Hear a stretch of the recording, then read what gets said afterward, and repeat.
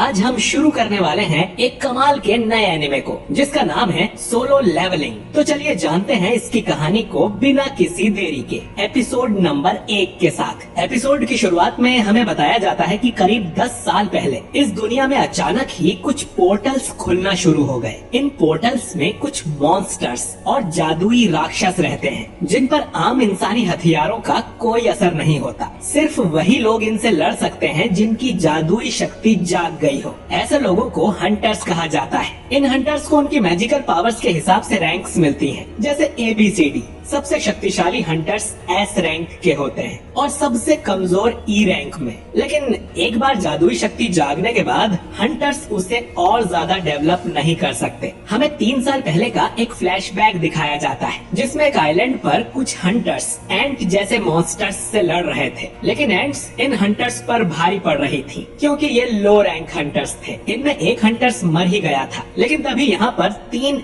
S rank के hunters आ जाते हैं और आसानी से इन एंट्स से लड़ने लगते हैं। ब्यूंग नाम का आदमी हीलिंग मैजिक का यूज कर घायल हंटर्स को ठीक करने की कोशिश करता है। तभी यहाँ पर एक व्हाइट एंट आ जाता है, जिसे ये लोग इन मॉन्स्टर्स का लीडर समझते हैं, क्योंकि ये रेड एंट्स के मुकाबले ज्यादा पावरफुल है और ये दोनों मिलकर उसे आराम से मार देते हैं। तभी यहाँ पर और भी ज्यादा व्हाइट एंट्स आने लगती हैं और S रैंक के हंटर्स उनसे भी लड़ने को तैयार थे। दूसरी तरफ शहर में भी ढेर सारे एंट्स की आर्मी ने अटैक कर दिया था और उन्हें रोकने के लिए हंटर्स की सेना भी तैनात थी। मिस्टर चोई नाम का हंटर अपनी फायर पावर से इन पर अटैक करता है, जिससे रेड एंट्स तो मर जाती हैं, लेकिन व्हाइट एंट्स को कुछ नहीं होता। इसके बाद बाकी हंटर्स भी हमला कर देते हैं और फिर कहानी प्रेजेंट में आ जाती है। एक कंस्ट्रक्शन साइट के पास एक पोर्टल या डंजन ओपन होता है, जिसके मॉन्स्टर्स को मारने के लिए कुछ हंटर्स को बुलाया जाता है। इनमें पार्क नाम का एक हंटर होता है, जिसने वैसे तो काम छोड़ दिया था, लेकिन उसकी वाइफ प्रेग्नेंट है, इसीलिए वो आज के मिशन पर आया है, क्योंकि मिशन पूरा करने पर हंटर्स की काफी अच्छी कमाई होती है। तभी यहाँ पर कहानी का हीरो जिन्वू आता है। सभी लोग जिन्वू को अच्छे से ग्रीट करते हैं और पार्क पूछता है कि ये लड़का कौन है और क्या ये बहुत पावरफुल है, जो सब लोग इसे देखकर खुश हैं। जिस पर किम नाम का हंटर बताता है कि बात असल में बिल्कुल ओपोजिट है। जिन्वू को दुनिया का सबसे कमजोर हंटर माना जाता है। ये तो एक E रैंक के डंजन में भी घायल होकर हॉस्पिटल में भर्ती हो गया था। जिन्वू सबसे कमजोर हंटर है, तो अगर इसे इस मिशन पर बुलाया गया है तो ये मिशन बहुत आसान होगा। इसीलिए सब जिन्वू को देखकर खुश थे और जिन्वू ने ये सारी बातें सुन ली थी, लेकिन वो भी जानता था कि ये सब सच है। जिन्वू को यहाँ जूही नाम की एक हंटर मिलती है, जिसके साथ वो पहले भी मिशंस पर जा चुका है। जूही एक हीलर है और वो सच में जिन्वू की केयर करती है। जिन्वू उसे बताता है कि पिछले E रैंक मिशन में वो अकेला बुरी तरह घायल हो गया था और उनकी टीम में कोई हीलर भी नहीं था, क्योंकि उसके अलावा बाकी सब हाई रैंक हंटर्स थे, तो उन्हें हीलर की जरूरत ही नहीं थी। जो सुन जूही को बुरा लगता है। इसके बाद डंजन में जाने का समय हो जाता है। सॉन्ग नाम का हंटर खुद को इस मिशन का कैप्टन बताता है, क्योंकि यहाँ मौजूद सभी लोगों में वो सबसे हाई रैंक का है। इसके बाद सभी एक एक करके पोर्टल के अंदर जाने लगते हैं। जिन्वू अपना हथियार निकालता है, जो कि एक छोटा सा चाकू था। जिन्वू काफी गरीब है, तो वो इससे महंगा हथियार नहीं खरीद सकता। इसके बाद जिन्वू भी पोर्टल में एंटर कर लेता है। दूसरी तरफ हम हंटर एसोसिएशन के प्रेसिडेंट गो को देखते हैं, जो कि गवर्नमेंट के साथ एक मीटिंग करके आया था। गवर्नमेंट चाहती थी कि डंजन से मिलने वाले क्रिस्टल्स उन्हें दे दिए जाएं। असल में उन मॉन्स्टर्स को मारने पर कुछ क्रिस्टल्स मिलते हैं, जिन्हें मैजिक जेम्स कहा जाता है, और हंटर्स इनको ही बेचकर पैसे कमाते हैं। इधर जिन्वू ने एक मॉन्स्टर को मार दिया था, जिससे उसे एक मैजिक जेम मिल जाता है। पर तभी एक दूसरा मॉन्स्टर जिन्वू पर हमला कर देता है। जिन्वू उसे मारने की कोशिश करता है, लेकिन उसका चाकू कमजोर होने की वजह से टूट जाता है। फिर वो मॉन्स्टर सीधा जिन्वू के अंदर तलवार घुसा देता है, लेकिन तभी पार्क यहाँ आके उस मॉन्स्टर को मार देता है। जिन्वू बुरी तरह से घायल हो गया था और जूही उसके पास आकर उसे हील करने लगती है। जिन्वू देखता है कि बाकी हंटर्स बड़ी आसानी से इन मॉन्स्टर्स को मार रहे थे। अब हाई रैंक मॉन्स्टर्स को मारने से और भी ज्यादा कीमती जेम्स मिलते हैं, जिनसे ये लोग और पावरफुल हथियार बनाते हैं। ताकि और भी ताकतवर मॉन्स्टर्स को मारा जा सके। हालांकि डंजन में खुदाई करने से माना क्रिस्टल्स भी मिलते हैं, लेकिन वो मैजिक जेम्स जितने पावरफुल नहीं होते। लेकिन गवर्नमेंट इन जेम्स का इस्तेमाल एक नई एनर्जी सोर्स की तरह करना चाहती है, क्योंकि ये बाकी पावर सोर्सेस जैसे न्यूक्लियर पावर, विंड पावर या सोलर पावर से काफी ज्यादा सेफ और सस्ते हैं और इनसे ज्यादा पोल्यूशन भी नहीं होगा। अभी गवर्नमेंट इसी रिसर्च में लगी है कि वो माना क्रिस्टल और मैजिक जेम्स का यूज कर इलेक्ट्रिसिटी कैसे जनरेट करे। इधर डंजन के अंदर हंटर्स ने सभी मॉन्स्टर्स को मार दिया था और उनका मिशन पूरा हो गया था, लेकिन उन्हें यहाँ पर ज्यादा जेम्स या माना क्रिस्टल नहीं मिले थे जिनसे इनकी ज्यादा कमाई नहीं होगी। जिन्वू के पास तो बस एक ई रैंक जेम था जो कि बहुत सस्ता है। जूही जिन्वू से पूछती है कि वो आखिर हंटर बना ही क्यों, क्योंकि इस तरह तो वो जल्द ही किसी दिन मारा जाएगा। तभी इन लोगों को यहाँ पर एक सुरंग दिखाई देती है, यानी कि इस डंजन के अंदर भी एक डंजन है, जो कि काफी अजीब बात थी। कैप्टन बताता है कि उन्हें इसके बारे में हंटर एसोसिएशन को बता देना चाहिए, लेकिन बाकी हंटर्स कहते हैं कि उन्हें इस सुरंग में जाके बाकी मॉन्स्टर्स को भी मारना चाहिए, जिससे इन्हें और ज्यादा जेम्स मिल सके।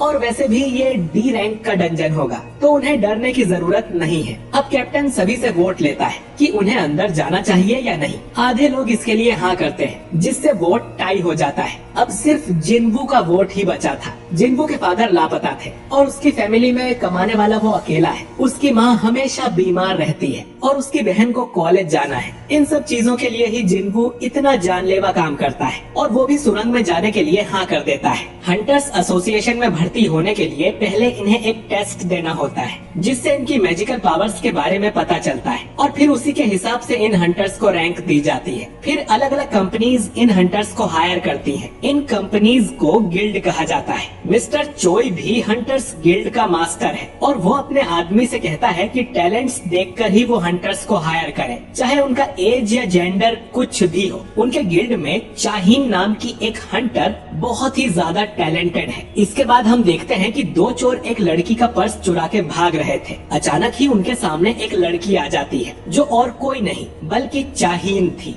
और ये एक एस रैंक की हंटर है। चाहीन हवा में उछलकर उन चोरों से वो पर्स छीन लेती है और चोरों का एक्सीडेंट हो जाता है। चाहीन काफी सुंदर और फेमस थी। जल्द ही उसके आसपास लोगों की भीड़ जमा हो जाती है और सभी उसकी तारीफ करने लगते हैं। इससे चाहीन काफी शर्मा जाती है और वहाँ से उछलते हुए चली जाती है। शायद चाहीन की पावर्स यही थी कि वो काफी ऊंचाई तक कूद सकती है। खैर, इधर हंटर्स गुफा में चलते जा रहे थे। जिन्वू जूही से माफी मांगता है क्योंकि उसकी वजह से जूही को भी अंदर आना पड़ा। जूही उसे काफी डांट लगाती है क्योंकि अभी वो मरते मरते बचा है और फिर भी उसने एक और डंजन में जाने के लिए हाँ कर दी। अगर टीम में कोई हीलर ना हो तो जिन्वू का जिंदा बचना नामुमकिन है। जिन्वू जूही से माफी मांगता है तो जूही कहती है कि वो माफी के लिए उसे डिनर डेट पर ले जा सकता है, जो सुन जिन्वू थोड़ा शर्मा जाता है। सुरंग के आखिर में इन्हें एक बड़ा सा दरवाजा मिलता है, जिसे खोलकर ये लोग अंदर जाने लगते हैं। इधर प्रेसिडेंट गो नए भर्ती हुए हंटर्स को बताते हैं कि 10 सालों के बाद भी इन्हें पोर्टल्स के बारे में ज्यादा कुछ नहीं पता है। कोई नहीं जानता कि डंजन में कब क्या हो जाए और हंटर बनना एक काफी रिस्की काम है। भले ही ये कितने मिशंस भी कंप्लीट कर ले, लेकिन इन्हें हमेशा चौकन्ना रहना चाहिए। जिंदा रहने के लिए यही सबसे इम्पोर्टेंट है। दरवाजा खोलकर ये लोग एक बड़े से कमरे में आते हैं, जिसके अंदर ढेर सारे स्टैच्यू रखे हुए थे, जो कि सैकड़ों साल पुराने लग रहे थे। कमरे के बीच में एक बड़ा सा स्टैच्यू था जो किसी तरह के सिंहासन पर बैठा हुआ था, लेकिन कमरे में इन्हें कोई भी मॉन्स्टर नहीं दिखाई देता है। कमरे के बीच में किसी तरह का मैजिक सर्कल बना हुआ था और एक पुतले के ऊपर कुछ लिखा हुआ था। कैप्टन पढ़ता है कि इस जगह का नाम कार्टेनॉन टेम्पल है और यहाँ आए लोगों को पहले गॉड की पूजा करनी चाहिए, फिर गॉड की तारीफ करना चाहिए और जो लोग इस बात को नहीं मानेंगे वो यहाँ से जिंदा वापस नहीं जा सकते। तभी जूही जिन्वू से डरते हुए कहती है कि उसने एक स्टैच्यू की आंखें हिलती हुई देखी हैं। तभी इस कमरे का दरवाजा